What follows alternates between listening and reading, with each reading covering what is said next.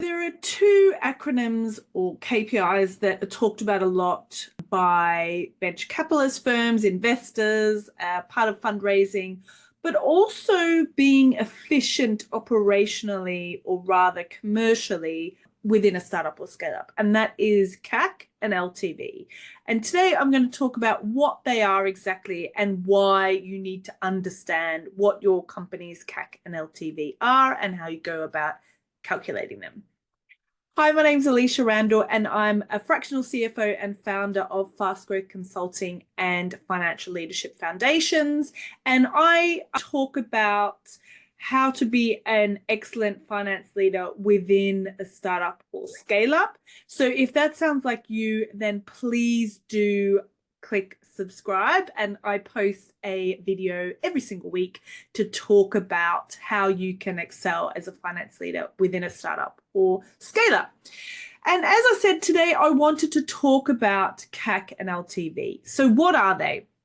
Essentially, CAC stands for customer acquisition cost. So it basically is what is the cost of getting a new customer? So it could include marketing and sales expenses. So sometimes people include slightly more costs than others. So there's not a hard and fast rule, but the costs that I always include within CAC are sales commissions. So commissions that are sent to the sales team for achieving or onboarding a new customer.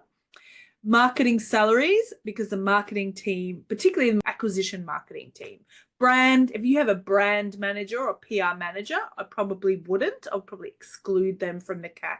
Even though they do help acquire new customers, they're not strictly doing it month on month on month on month. So it's more the marketing acquisition team. The sales salaries as well. So if you have a big sales team, particularly with B2B or enterprise businesses, you do. And sometimes customer service costs, depending.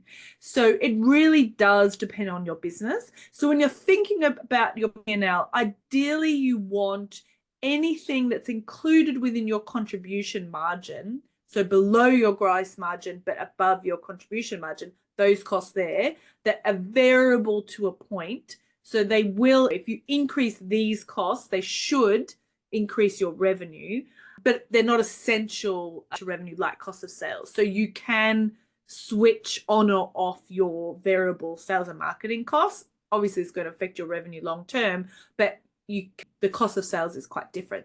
So when you're thinking about Salesforce commissions and whether you need to increase this or not, and then your revenue should increase, it should be directly aligned from that perspective, then that is your CAC. LTV stands for lifetime value. So this is when you're thinking about how much value are you getting from a single customer throughout their entire relationship within the company. So not just the first sale or the first month of sale, it's the entire lifetime. So you're thinking about what is the contribution, so the revenue less cost of sales that you're going to get from one customer over the period it takes to have that customer. So if, say, for example, you're a subscription business, most customers stay with you for 10 months. They pay you £100 a month. Then you would have £100 less the cost of sales to deliver that over 10 months. And then you would think about the cost of acquisition to get that customer who gives you £1,000 in revenue less your cost of sales. So it's thinking about then if your lifetime value of your customers and your unit economics makes sense, then you can throw loads and loads of money in getting these customers, and that's how you'll grow. Because if the lifetime value of a customer, which is the revenue less cost of sales, less your acquisition cost, is positive, then obviously the more customers you have, the more profit you'll make or contribution margin you'll make. So every investor ideally wants to put their money into a business that shows promise of growth and profitability. And this is why CAC and LTV are important financial metrics, because it helps understand the profitability of the business. You may find also the earlier stage, the CAC and LTV to a later stage can really swing. But in, say, your pitch deck, showcasing this understanding of these metrics and how they're scaling and changing, and the long-term viability of your business model is really important. So if you know how much you can pour into marketing and therefore you know your return on your investment from the customers over time, then this is a really good way of encouraging investors to think about their returns on the investment in your company. Simplifying CAC and LTV calculations is really important. You want to be very clear and straightforward in the calculation of this. I mean, investors obviously see CAC and LTV calculations every day of the week. So you don't want to do a convoluted way of calculating these metrics because the investors are just not going to put up with it. And to calculate CAC, you just sum up all the costs spent on acquiring more customers, the costs that I mentioned before, over a specific period, and then divide it by the number of new customers acquired during that time. And then an LTV calculation, it can be a little bit more complex depending on the business model, but a simple way to calculate it is to multiply the average purchase value by the number of transactions, so the lifetime, and the average customer relationship lifespan. So you're thinking about that over a longer period of time. So for example, if every customer on average will purchase from your business twice, and your AOV, average order value, is £50 per transaction, your gross margin is 70%, and it costs the business £25 to acquire a new customer, then your LTV is £250 times 70%, which is £70. And then if you deduct your CAC, you come out with £45.